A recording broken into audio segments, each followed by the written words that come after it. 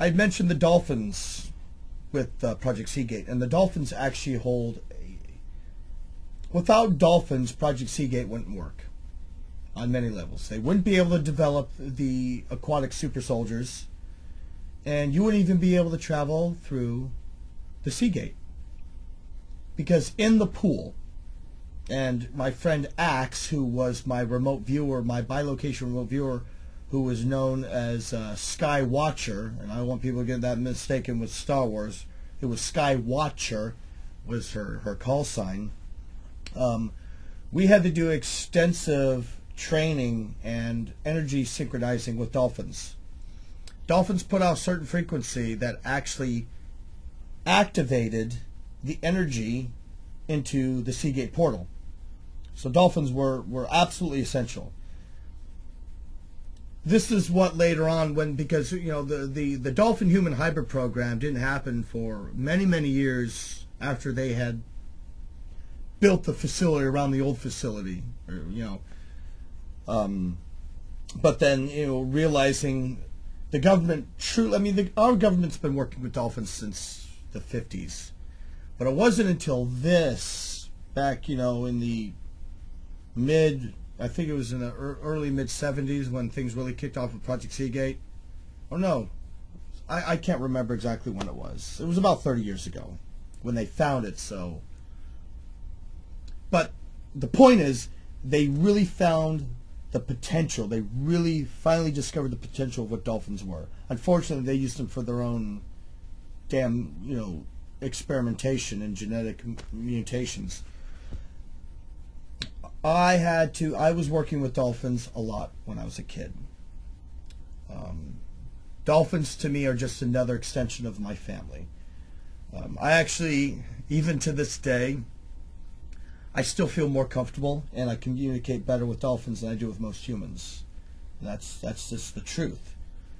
Because of the developments. I spent time at the Naval Dolphin Research Center in San Diego doing things like what they call bilocation synchronization training, where the instructor is actually the dolphin, not a human. I mean, they have humans there that talk, but you're basically learning from the dolphin. The dolphin is teaching you how to do echolocation.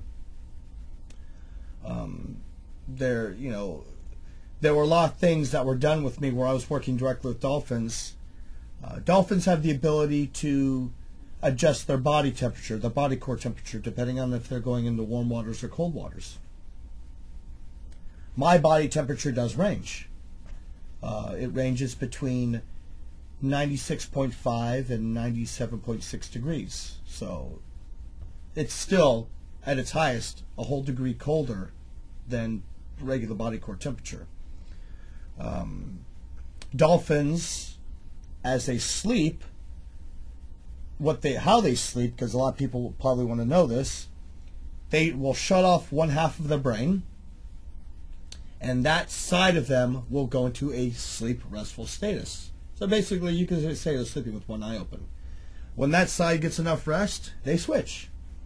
Well, I go into REM sleep within 5 minutes, and normally it takes people, I think of 20 to 30 minutes for people to go into REM. I go into REM within 5 minutes. And I only require an hour to 2 hours of sleep, and I'm good to go. And what I'm getting at is there was a lot of development with me and dolphins. I worked with them a lot, and even to this day, I have a very close relationship with them. Very close relationship. And as you could say, as a side effect, I have a very close connection with whales too. And I did do some work with whales, but it wasn't it wasn't as extensive as with dolphins. There was times when you had to do what was called an energetic, like, transcending, I believe is what they called it. Basically what that meant was I would have to get into a pool with the dolphins, and the energy level, not through myself or the dolphin, but through outside technology, they had these probes that were in there. They would bring up our energy level and our frequency. I don't even remember why that was done, but I remember it was quite intense. So a lot of work. Ever since I can remember, I've been around dolphins. Stuff was done between, a lot of training was done between dolphins and I. And, even some operations were conducted, working with dolphins.